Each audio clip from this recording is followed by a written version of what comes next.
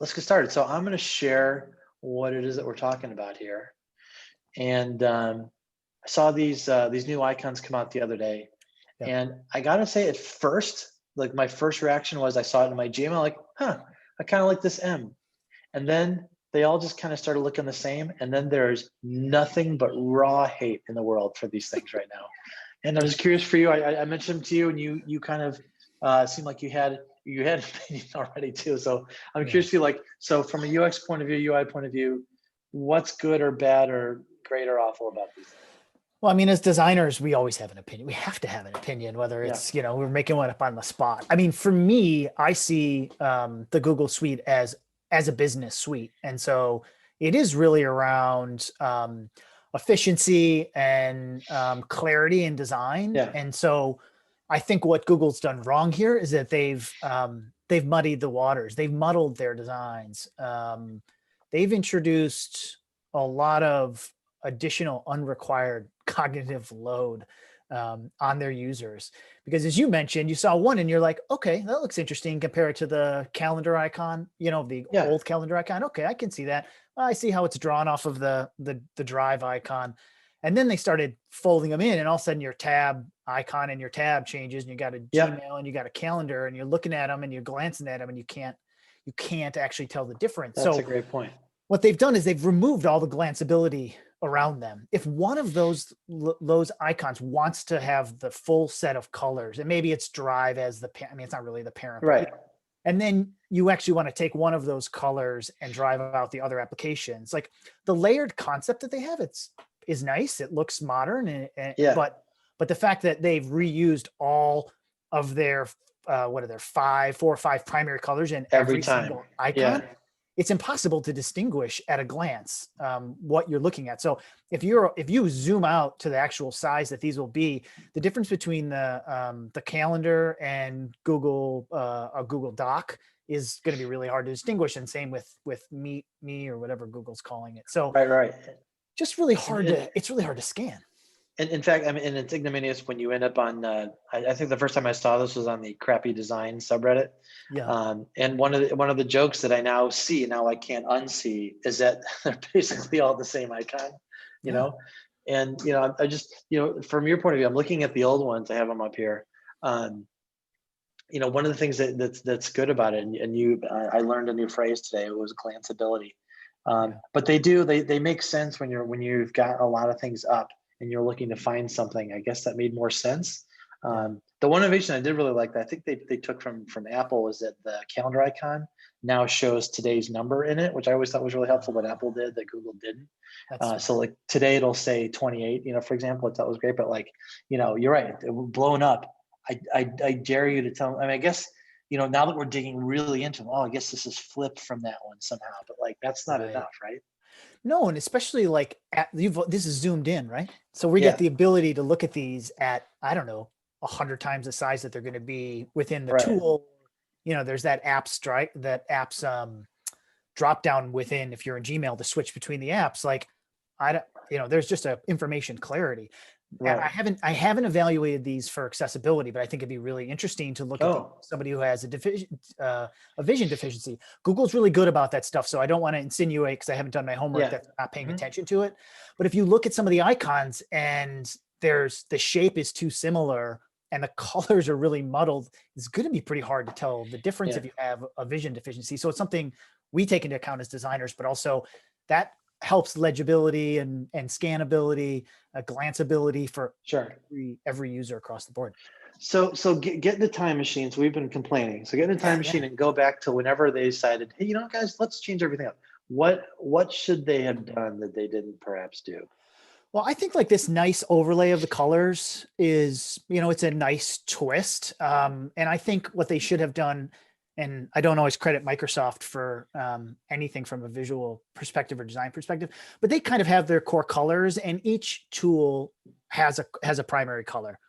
And then what I would have done is kept that color. So if blue's calendar, you just would have used shades of blue in the calendar icon. And then you just would have used a shade of green in the Meet icon. Docs is complicated. It's that triangle color. So maybe that's the multicolor one. So I think it's basically picking a primary color, a hero color for each one of the tools. Red would have been Gmail, and then just updating the aesthetics of the icon or logo without introducing every color into every logo. Yeah.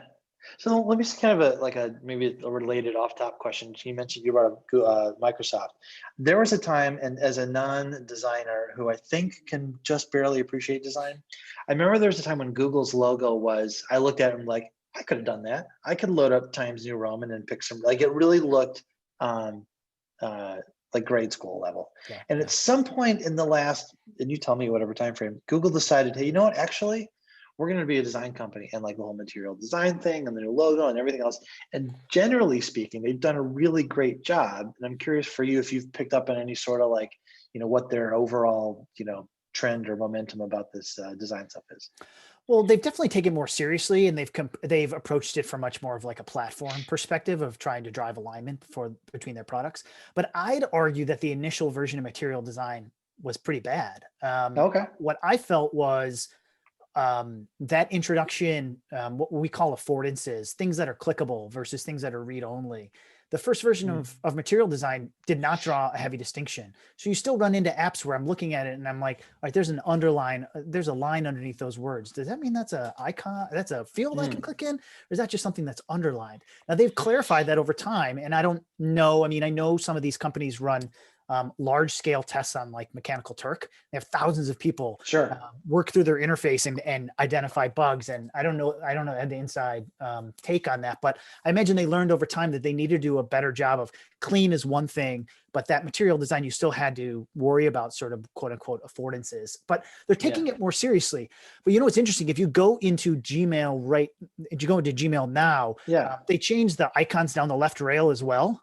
They used to be, they used to be solid icons, and now they have single, like a single or two pixel outline. Yeah. Like if you just, the difference, that's another glanceability. They've added so much more like contrast and like noise to the screen. I know we're going to get used to them because users tend to, when they have a product, they tend to get used to those changes. But that's just a subtle thing of like, I'm sure somebody thought that looked, and that was a smart decision, and it looked a little bit more modern, but it actually like, it creates much more cognitive load on users to have to scan through and differentiate those icons. So I got a little bit off of the Microsoft. No, it's great. So, but maybe to button it up here, your point about we all get used to the interfaces, good or bad. Yeah. How will they know if this was a good idea or a bad idea, and when will they know it? I mean, I imagine they're going to make some subtle tweaks to it over time, just based on user feedback. I do think that they are fairly responsive with some of their tools and have taken that seriously. I don't think they have a monumental failure here. I think that it bothers some people from a design perspective. I think it's a little bit noisy, but it's also a little bit inside baseball to be that focused on icons. I think a lot of the standard users they kind of get used to it and they move on. And so they might make some tweaks along the way and some clarity. They tend to roll these things out progressively, right? Like not all of my tools got updated at once, and not the icons along the left side didn't change on the first time when they changed it. So I think they're kind of doing it, and then they're resonating. They have a pretty active user forum. But when you have momentum in a series of tools, I forget what that tool was that Google launched. That was like that collaborative tool, like Google Wave. Is that what it was called? Maybe. I don't know. It was like a group collaboration tool that didn't do well, right? Wait a second. Google made a tool and then got rid of it? The Google Graveyard. They did that? Google Graveyard. Yeah. It's one of those tools that made it, right? So when Slack, for example, makes changes, people up in arms. My team's up in arms when they make a change. But over time, because the tool has sort of momentum in it, you kind of get used to it. And then I think a lot of times with Slack, you say, well, that's actually a pretty smart decision that I might not have made myself. I don't know if I'm going to give Google as much of that credit, but when you have momentum in tools, it allows you to make some mistakes along the way and not kind of drive users nuts. And I don't think that they fundamentally changed how the inbox works, right? Or how the calendar works. And those improvements, I'll say, calendar in particular, I feel like they've made a lot of good UI improvements over the years. Absolutely.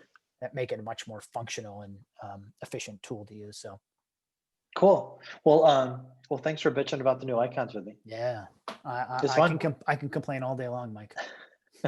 Awesome. All right. So I'm going to say that was our podcast.